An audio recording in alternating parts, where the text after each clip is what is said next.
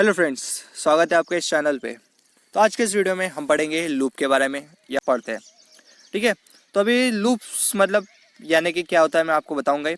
तो आप याद कर लीजिए, दो टाइप रहते हैं, लूप, व्हाइल लूप और फॉर लूप। ये आप अभी के लिए याद कर लीजिए, फिर आपको जब हम आगे इसके बारे में अच्छे से पढ़ेंगे तो आपको और समझ में आएगा। ठीक है, तो हम लूप का यूज़ क्यों करते हैं? This involves repeating some portion of program either a specific number of times or until particular condition is being satisfied. तो देखिए, तो कई के बार कैसा होता है, जब हमें प्रोग्राम एग्जीक्यूट करते हैं तो हमें कई के बार ऐसा होता है कि हमें वो एक ही स्टेटमेंट बहुत बार रिपीट करना रहता है। तो रिपीट करें कैसे? ठीक है, तो जो रिपीट करने के लिए हमें कंडीशन सेटिस्फाई और रिपीट करना रहता है, तो इसके लिए हम लूप का यूज़ करते हैं। तो ये इसका एक बेसिक यूज़ है, आप याद कर लीजिए, बहुत ही इंपॉर्टेंट पॉइंट है। The repetitive operation is done through a loop control instruction. तो जो हमारे जो रिपीटेटिव ऑपरेशन रहते हैं वो हम लूप कंट्रोल के तहत करते हैं। मतलब जो लूप कंट्रोल जो हम यहाँ पर अभी फॉर लूप और व्हाइल लूप, ये दो लूप जो हमें यूज़ करने वाले हैं, आप उसके ऊपर से कर सकते हैं, आप उसके ऊपर से रिपीटेटिव ऑपरेशन कर सकते हैं। तो ये आपके लिए बहुत इंपॉर्टेंट है, मतलब आप लूप का यूज़ बहुत जगह करने वाले हैं। और अगर आप लूप अगर अच्छे से कर लोगे तो आपको आगे मतलब आसानी हो जाएगी। मतलब जो हायर लेवल के जो प्रॉब्लम्स रहते हैं उसमें लूप का यूज़ बहुत ही ज़्यादा होता है। तो देखिए, जो लूप का यूज़ करते हैं हम वो रिपीटेटिव ऑपरेशन के लिए करते हैं। मतलब कुछ स्पेसिफिक पोर्शन रहता है प्रोग्राम का जिसको हमें बहुत बार रिपीट करना रहता है, तो उसके लिए हम इसका यूज़ करते हैं। ठीक है, तो अभी हम शुरू करते हैं द व्हाइल लूप के साथ। ठीक है, जो हमारा पहला लूप है वो है व्हाइल लूप, क्योंकि व्हाइल और फॉर लूप में ज़्यादा डिफरेंस नहीं है, उसमें सिर्फ लिखने का तरीका अलग है। तो अभी हम पहले व्हाइल लूप के साथ स्टार्ट करते हैं। ठीक है, तो जो व्हाइल लूप है तो उसका जो जनरल फॉर्म है, जनरल फॉर्म मतलब हम लिखते कैसे हैं? तो सबसे पहले इनिशियलाइज लूप काउंटर, जो हमारा लूप काउंटर रहता है उसको हम पहले इनिशियलाइज करेंगे।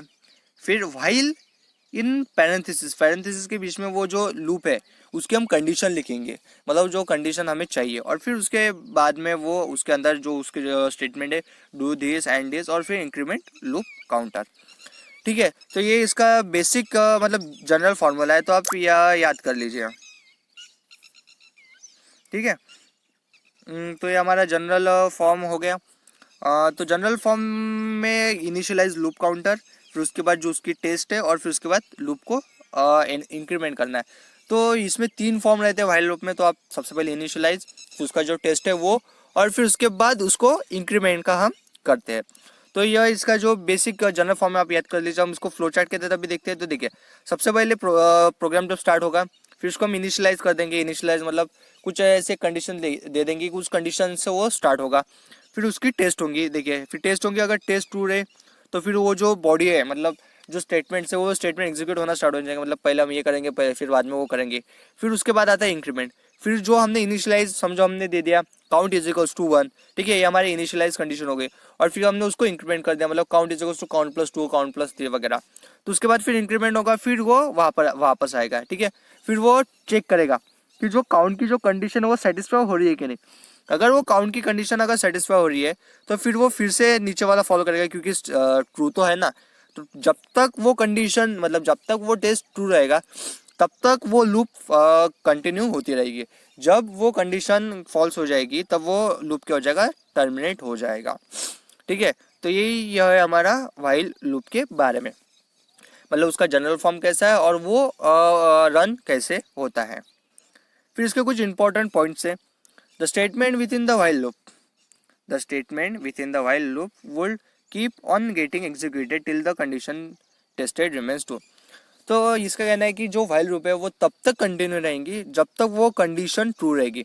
मतलब हम यहाँ पर जो भी कंडीशन लिखेंगे, test loop counter using condition, तो यहाँ पर जो भी कंडीशन रहेंगे जब तक वो कंडीशन ट्रू रहती है तब तक जो हमारा while लूप है वो क्या होगा, वो कंटिन्यूसली चलता रहेगा। ठीक है, in place of condition there can be any other valid expression, so as long as expression evaluates to non-zero the statement within the loop will get executed। तो देखिए, जो हमारा जो सेकंड स्टेटमेंट है, जो सेकंड स्टेटमेंट का कहना है कि कंडीशन की जगह हम कोई भी वैलिड एक्सप्रेशन लिख सकते हैं।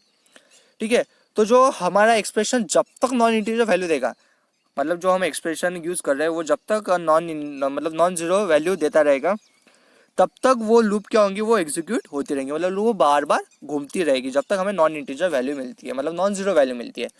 ठीक है, नॉन जीरो वैल्यू, सॉरी, जब तक आपको नॉन जीरो वैल्यू मिलती है तब तक, नॉन इंटीजर नहीं, नॉन जीरो वैल्यू जब तक आपको मिलती है तब तक वो एक्सप्रेशन मतलब एग्जीक्यूट होते रहेंगे, मतलब वो जो लूप है वो बार बार घूमती रहेगी, मतलब वो एग्जीक्यूट होती रहेगी। जब भी हमें उस एक्सप्रेशन की वैल्यू जीरो मिल जाएगी तब तक फिर उसके बाद क्या हो जाएगा, वो लूप टर्मिनेट हो जाएगा। तो यहाँ पर सॉरी, तो यहाँ पर कुछ एग्जाम्पल दिए हुए हैं। तो पहला एग्जाम्पल देखिए, while I is less than और इक्वल टू 10। ठीक है, तो हमने पहले इनिशियलाइज कर दिया आई इज इक्वल्स टू 1।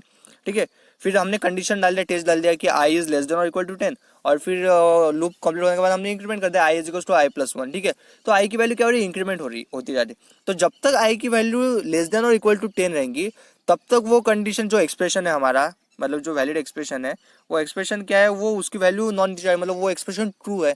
ठीक है, तो जब तक वो एक्सप्रेशन ट्रू आ रहा तब तक तो वो लूप फॉलो होते रहेंगे। फिर जब वो वैल्यू आई की वैल्यू 10 से ज़्यादा हो जाएगी तो लूप क्या हो जाएगी, टर्मिनेट हो जाएगी। वैसे ये सेकेंड एग्जाम्पल है। ठीक है, तो आप एग्जाम्पल देख लीजिए। फिर एक बार देखिए, has a rule that file must test a condition that will eventually become false, otherwise the loop will executed forever infinitely. तो हमें ये बात तो याद रखनी है कि जो भी हम हमारा जो कंडीशन ले रहे हैं तो कंडीशन ऐसी ले कि वो एक आधी बार तो भी एटलीस्ट मतलब वो फॉल्स हो जाए, मतलब जिससे क्या होगा कि वो जो लूप है वो इनफाइनाइट टाइम के लिए फॉलो नहीं होगी, मतलब इनफाइनाइट टाइम के लिए वो एग्जीक्यूट नहीं होगी। ठीक है, यहाँ पर मैंने एक एग्जांपल लिया हुआ है, उसमें देख रहे हैं। देखिए, पहले हमने I N T I is equal to 1 कर दिया। ठीक है, आई इज इक्वल टू 1 कर दिया, और फिर while I is less than और इक्वल टू 10। ठीक है, फिर यहाँ पर प्रिंट स्लैश एन आई। ठीक है, तो यहाँ पर देखिए हमने क्या करा, आई की वैल्यू तो दे दिया उसको, लेकिन देखिए हमारी जो कंडीशन है आई इज लेस देन और इक्वल टू 10। ठीक है, तो जो हमारी ये I is less than equal to 10 वाली जो कंडीशन है, ये कंडीशन हमेशा सेटिस्फाई हो रही है, क्योंकि जो आई की वैल्यू वो हमेशा 1 ही है, और 1 तो हमेशा 10 से नीचे रहेगा।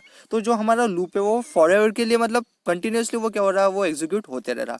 तो ये बहुत ही इंपॉर्टेंट है। देखिए, आप यहाँ पर समझ में आ रहा होगा आपको कि जो हमारी लूप है वो एग्जीक्यूट मतलब बहुत टाइम के लिए वैसे कंटिन्यूसली वो चलती जा रही है। तो आप इसको भी याद रखें कि जो हमें कंडीशन ले रहे हैं तो कंडीशन इस तरीके से ले कि वो एटलीस्ट एक आधी बार तो भी वो फॉल्स हो जाए।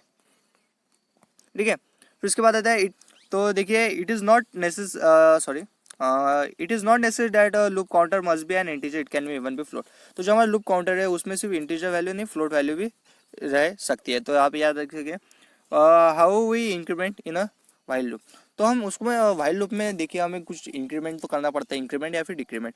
ठीक है, तो आपको इंक्रीमेंट करते कैसे, तो देखिए यहाँ पर I is equal to I plus 1, इस तरीके से हम उसको इंक्रीमेंट करते हैं। जो हमने लास्ट वाले में देखा था, जो हमारा लास्ट वाला एग्जाम्पल था, यहाँ पर देखिए, यहाँ पर हमने इंक्रीमेंट नहीं करा था। इंक्रीमेंट नहीं करा था इसलिए क्या हो रहा था, वो वैल्यू है कि नहीं इनफाइनाइट टाइम के लिए रन हो रहे थे। तो देखिए उसमें यहाँ पर हमने क्या किया, यहाँ पर हमने उसको इंक्रीमेंट कर दिया। तो I is equal to I plus 1, तो जब पहले आई इज इक्वल टू 1 था तो यहाँ पर आई की वैल्यू क्या होगी 2। फिर देखिए यहाँ से फिर से इस पर आएगा, तो इस कंडीशन में आई की वैल्यू डालेंगे तो आई क्या हो रहा है, सेटिस्फाई हो रहा है, तो फिर से रन होगा। फिर से आई की वैल्यू इंक्रीमेंट हो जाएगी, तो 2 थी तो अभी 3 हो जाएंगी, तो यहाँ पर आ रही कंडीशन सेटिस्फाई हो रही है। तो ऐसे वो लूप क्या हो जाएगा, कंटिन्यूसली चलता रहेगा जब तक वो 10 से नीचे नहीं होता है। ठीक है, जैसे हम इंक्रीमेंट करते हैं उसी तरीके से हम इसमें डिक्रीमेंट भी कर सकते हैं। तो ये हो गया इसके बारे में। ठीक है, तो अभी हम ये होगा वाइल लूप के बारे में। तो फॉर लूप के बारे में भी पढ़ लेंगे। तो फॉर लूप का देखिए ये जनरल फॉर्म है, the general form of for loop for expression 1, expression 2, expression 3। मैं आपको बताऊंगा कि एक्सप्रेशन 1, एक्सप्रेशन 2, एक्सप्रेशन 3 किस लिए रहते हैं। फिर उसके बाद ये ब्लॉक ऑफ स्टेटमेंट। ठीक है, तो जो एक्सप्रेशन 1 रहता है वो रहता है इनिशियलाइज लूप इंडेक्स। तो जो हमारे लूप है वो लूप कहाँ से स्टार्ट हो रहा है उसके लिए हम एक्सप्रेशन 1 देते हैं। फिर जो एक्सप्रेशन 2 रहता है वो रहता है test condition, loop continues if expression is non zero. ठीक है, जो हमारा एक्सप्रेशन 2 है वो क्या रहता है, टेस्ट कंडीशन रहता है, जो हम कंडीशन टेस्ट करने वाले रहते हैं। फिर लूप कंटिन्यूस रहेगा जब तक एक्सप्रेशन की जो वैल्यू है वो नॉन जीरो आती है, मतलब जब तक वो एक्सप्रेशन ट्रू है तब तक वो कंडीशन क्या होंगी, फॉलो होती रहेगी। ठीक है, फिर जो एक्सप्रेशन 3 है, expression 3 update the value of the loop index after each iteration. तो जो एक्सप्रेशन 3 उसमें क्या करते हैं, हम काउंटर को हम आगे बढ़ाते हैं, मतलब जो काउंटर की वैल्यू है उसको हम आगे बढ़ाते हैं। फिर जो ब्लॉक ऑफ स्टेटमेंट रहता है वो रहता है बॉडी ऑफ द लूप, मतलब इसमें क्या होता है, जो हमारे जो स्टेटमेंट्स है वो जो हमें एग्जीक्यूट करने रहते हैं उस लूप में, वो हम उसका यूज़ करते हैं इसमें। ठीक है, तो ये फॉर लूप का जो एक जनरल फॉर्म है आप इसको याद कर लीजिए। फिर एक्सप्रेशन 1 यानी कि इनिशियलाइज, एक्सप्रेशन 2 यानी कि जहाँ पर हम टेस्ट देते हैं, मतलब जहाँ पर हमारी कंडीशन रहती है, और एक्सप्रेशन 3 जहाँ पर हम उसको इंक्रीमेंट या फिर डिक्रीमेंट करते हैं। यहाँ पर एक और बात याद रखनी, जैसे जो हमारा फॉर लूप फिर ब्रैकेट रखते हैं तो उसके बाद हमें सेमी कॉलन नहीं देना है, ये बात आप याद कर लीजिए। सेमी कॉलन यहाँ पर बीच में देना है, एक्सप्रेशन 1 के बाद सेमी कॉलन, फिर एक्सप्रेशन 2, फिर सेमी कॉलन, फिर एक्सप्रेशन 3, और जो ये तीनों एक्सप्रेशन है वो ब्रैक्स के अंदर होने चाहिए। ठीक है, फिर इसको हम अभी फ्लो चार्ट के देखते हैं। तो देखिए हमारा एक्सप्रेशन 1 यानी कि इनिशियलाइज, फिर आता है फिर एक्सप्रेशन 2 के पास। तो देखिए जो अगर हमारा एक्सप्रेशन 2 है, अगर वो हमारा एक्सप्रेशन ट्रू है तो देखिए ये वाला पाथ फॉलो होगा। ठीक है, अगर हमारा एक्सप्रेशन टू जो टेस्ट है वो अगर ट्रू रहे तो इस तरीके से फॉलो होता रहेगा।